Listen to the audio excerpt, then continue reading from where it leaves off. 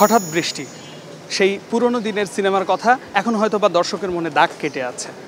প্রায় 2 যুগের বেশি সময় পরে আবারও সেই সিনেমারই রিমেক তৈরি হচ্ছে উত্তরার এই হাউসটিতে। আমরা দেখাবো সেখানে কি চলছে, শুটিংয়ের প্রস্তুতি, মহরত চলেছে এবং কারা কারা থাকছেন সেই সিনেমায় দেখাবো আপনাদের।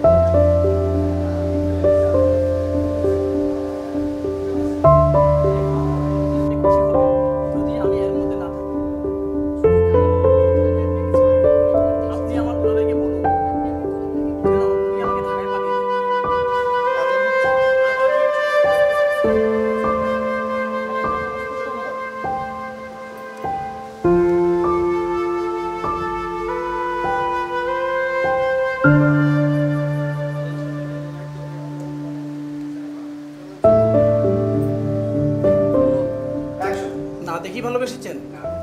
আমি তো জানি ভালোবাসা মানে সিনেমা, থিয়েটার, পার্টি, হোটেলে ঘোরাফেরা, অথচ আপনি তাকে দেখেনি। আপনার ভালোবাসা সত্যিই তুলনা হয় না। এই কথা শুনে আপনাকে আরো ভালো লাগছে। আপনাকে আরো ভালো লাগছে। আমার কি মনে হচ্ছে জানেন? আমার মনে হচ্ছে যে কোনো কারণে যদি আপনাদের বিয়ে না হয়, তাহলে আমি আপনাকে বিয়ে করে ফেলবো। কিন্তু অঞ্জন ছাড়া আমি বাঁচব না। আমার মনে হচ্ছে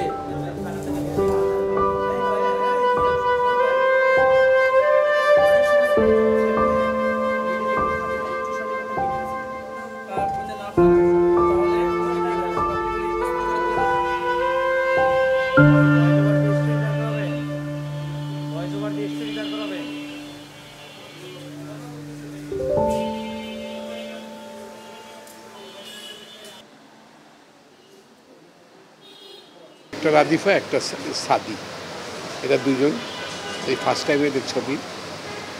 এবং আমার আশা এই পেয়ারটা ওরকমই হয়। এখানে তো গল্পের কারণে সিনিয়র আর্টিস্ট হবে না, পারিপার্শ্বিক আর্টিস্ট সিনিয়ররা থাকছে, কিন্তু এখানে যে গল্পের কারণ এই ধরনের একটা ছেলে মেয়ে যারা কেউ কাউকে দেখে না, তাদের প্রেম হয়, সেখানে তো সিনিয়র আর্টিস্ট হবে না। আর আমি হলেও ওদের নিয়ে করতে পারবো না। আমি অন্য মেন্টালিটি, আমি কাজটা আমার মতো করে করতে চাই। অ্যাক্টিং তো অবশ্যই আমি যেটা চাচ্ছি সেটাই হইতে হবে, মানে সব কিছু মিলে তোমার এটা ভালো হবে। ছবি তো গেঁথে আছে, হয়তো সে ওই রকম সারাই পাবো। কারণ এখন যারা ওই সময় যার জন্ম হয়েছিল আজকে 27 বছর পরে হচ্ছে, তো এই ছেলে হয়তো নাম শুনে যেতে পারে, এরকম একটা আশা করতে চাইছে। ওটা কী হয়েছিল একটু দেখি কী হয়।